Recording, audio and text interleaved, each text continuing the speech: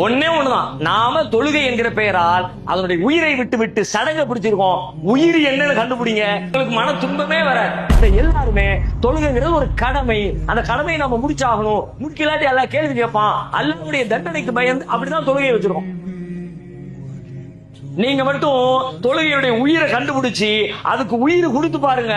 தொழுகைன்னு சொன்ன உடனே உங்களையும் அறியாம உங்களுடைய உள்ளத்துக்குள்ள ஒரு புத்துணர்ச்சி மலரும், ஒரு சந்தோஷம் வரும். பாங்கு சத்தம் கேட்ட உடனே அல்லாஹ்வை சந்திக்க போகிறோம் என்கிற உணர்வு வரும்.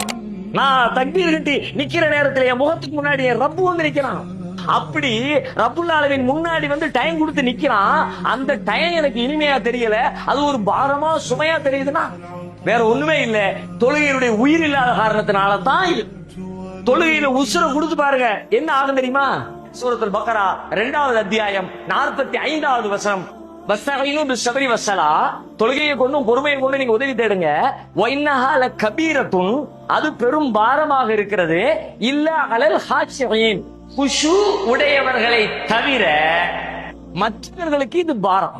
குஷு எப்படின்னா சாதாரண பணிதல் இல்ல, நான் ஒண்ணுமே இல்ல அப்படிங்கிற ஒரு உணர்வோடு அல்லாஹ் முன்னாடி நிக்கணும். நீங்க குஷு ஓடி போய் நிக்கணும் அப்படின்னு சொல்லி சொன்னா சும்மா நான் தொலை போறேன்னு போய் நிக்க கூடாது.